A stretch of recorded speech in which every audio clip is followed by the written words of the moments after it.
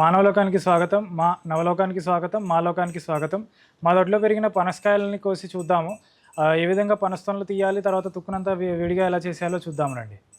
తర్వాత మనకి వీటికి కావాల్సిన సామాగ్రి ఏంటంటే కొంచెం నూనె కావాలి, చేతికంతా నూనె రాసుకోవాలి, కొంచెం జిడ్డుగా అంటుకుంటూ ఉంటుంది. తర్వాత ఒక చిన్న కత్తి, చాకు లాంటిది ఉంటే సరిపోతుంది. 2, 3 బాణాలు లాంటివి, గిన్నెలు లాంటివి ఉన్నా కూడా బాగానే ఉంటుంది. తొనలు వేరేగా ఉంచి తర్వాత ఏమో తుక్కంతా కూడా పడేసేయడానికి దానికి ఒక బకెట్ లాంటిది ఏమైనా పెట్టుకుంటే సరిపోతుంది.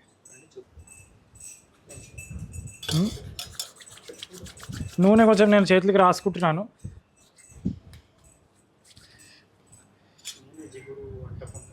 నూనె జిగురు వగేరా అలా అంటకుండా మనకి కాపాడుతాయి చేతులని. తర్వాత సులభంగా మనం జిడ్డునంతా వదిలించేసుకోవడానికి బాగుంటుంది. ఒక 2 సార్లు అలా రాసుకోవచ్చు. కానీ కాయలకి మరింత జిడ్డు బంకలాగా రావడం అన్నది జరగలేదు. కొంచెం మరీ తీయగా కూడా లేవు, అలా అని చెప్పి చప్పగా కూడా లేవు. తీపి ఎక్కువే ఉంది, మధురంగానే ఉన్నాయనుకోండి. కానీ రండి ఇట్లా కోసి చూద్దాం.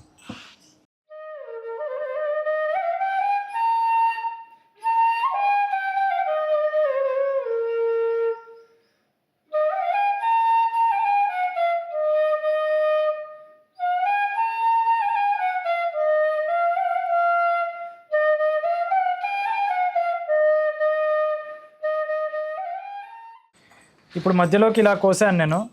దీన్ని ఏంటంటే విత్తనాలన్నీ కూడా విడిగా చేసేసి సేకరించి పెట్టుకుంటే వాటితో మనం కూర, తర్వాత కాఫీ, జాఫీ అలాంటివన్నీ చేసుకోవచ్చు.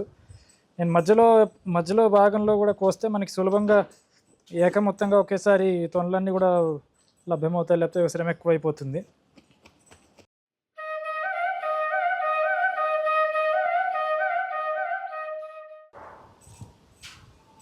ఇలా ఏసులాగా ఉన్నవి అవి కూడా ముందస్తుగానే తీసేస్తే తర్వాత మనకి స్టోర్ చేసుకోవడానికి వాటికి కూడా బాగానే ఉంటుంది.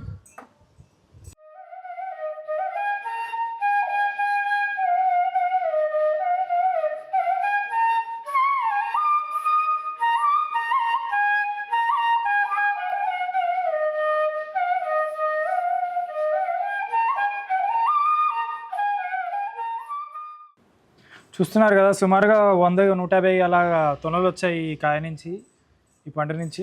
ఎంతో తేటగా, ఎంతో తీయగా ఉన్నాయి. కొన్ని ఏసులు కూడా, వాటి పక్కన ఉన్న ఏసులు కూడా ఎంతో తీయగా ఉన్నాయి. నేను ఇప్పుడే తీస్తున్నప్పుడే గింజల్ని తీసేస్తున్నాను. వాటి గింజల్ని వేరేగా వాడుకోవచ్చు. తొనలు ఇట్లా విడివిడిగా తీయడం అయింది. వాటి నుంచి గింజల్ని కూడా పక్కకి సేకరించేసి పెట్టడం జరిగింది. చూసారు కదా, ఇప్పటిదాకా ఈ పనసకాయని కోసాము. వాటిలో తొనలన్నీ పక్కకు సేకరించి, ఆ తొనల్లో మళ్ళీ వాటి గింజల్ని కూడా పక్కకి సేకరించాము. ఇప్పుడు ఏసులుగా ఉన్నవిను, తర్వాత ఏమో ఈ పైన ఉన్న ఆ తొక్కని కూడా మనము ఒక చోట భద్రపరిచి వాటితో బయో ఎంజైమ్స్ చేయొచ్చు, లేకపోతే ముక్కుసూటిగా ఎరువైనా చేసేసుకోవచ్చు. ఇది అదే మొక్కకి ఎంతో బాగా పనికొస్తుంది. మా చెట్టుకి సుమారుగా ఒక 10 పనసకాయలు అలా కాసాయి ఈ ఏడాది.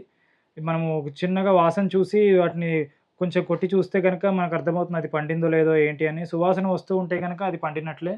మొత్తం అంతా చెట్టుకి పండనవలసిన అవసరం లేదు. 3 వంతులు అట్లా పండితే బాగానే ఉంటుంది. తర్వాత మెల్లిగా దాన్ని మనం కోసి ఒక చోట పెట్టి ఒకరోజు పెట్టి అట్లా పక్కన, తర్వాత మరుసటి రోజుని ఒకరోజు తర్వాత అట్లా ఎప్పుడన్నా మనం కాయని కొయ్యడం మొదలుపెట్టచ్చు. ఒక కాయ సుమారుగా ఒక 15 కిలోలు అలాగా ఉంటుంది. కోసేటప్పుడు ఇంకొక మనిషి అవసరం ఉంటుందన్నమాట, 2 మనుషుల అవసరం ఉంటుంది. మరీ ఎత్తు నుంచి కొయ్యాలి అది అంటే కనుక అప్పుడు అది అందరికీ ఉన్న సమస్య. ప్రతి రైతు కూడా అదే ఇబ్బంది పడతాడు. అన్ని కాయలు కూడా ఒకేసారి పండవు.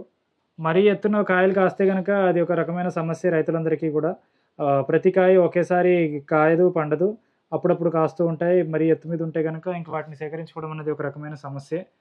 చెట్టు మానుకు కాస్తే కనుక మేలు. అది మనం ఎలాగోలా అందుబాటులో ఉంటుంది మనకు. అది వాటిని కోసుకుని హార్వెస్ట్ చేసుకోవచ్చు. దిగుబడి బాగుంటుంది. పదునైన చాకుతోని అలా కోసుకుంటే కనుక మేలు. దాని కాండాన్ని కూడా కొంచెం ఇలాగా నలుదిక్కులా తిప్పితే కూడా మనకి సులభంగా పనసకాయ అనేది కొయ్యబడుతుంది. మా చెట్టుకి సుమారుగా 10 కాయలు అలా కాసాయి. వీటన్నిటి నుంచి తొనలు, గింజలు అవన్నీ కూడా సేకరించుకున్నాము. చాలానే తొనలు అవన్నీ వచ్చాయి.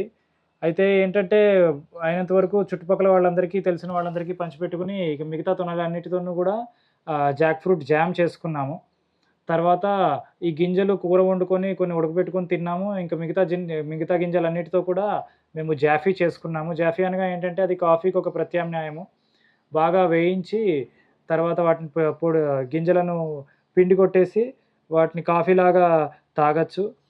ఇటువంటి సరుకులు, నూతనమైన సరుకులు, వినూత్నమైన సరుకులు, తర్వాత అరుదైన సరుకులు ఇట్లాంటివి మీకు కావాలి, మీరు కొనుగోలు చేయాలంటే గనక సొంత డబ్బా సరుకుల సంతకి ఇక్కడ మీరు నాగోల్ వచ్చి విక్రయం చేయవచ్చు. ఎక్కడ అరుదుగా చాలా అరుదైనవి ఇవి. ఎక్కడ పడితే అక్కడ దొరకనివి. మీకు మహా అయితే బెంగుళూరు, కేరళలో లేకపోతే విజయనగరము, శ్రీకాకుళము, ఒరిస్సాలో దొరకచ్చు ఇటువంటివి. ఇటువంటి ప్రాంతాల్లో ఎక్కడ దొరికేవి కావివి. మీకు ఇటువంటివి కావాలంటే గనక నేను చెప్పిన చోటుకొచ్చి కొనుగోలు చేయవచ్చు.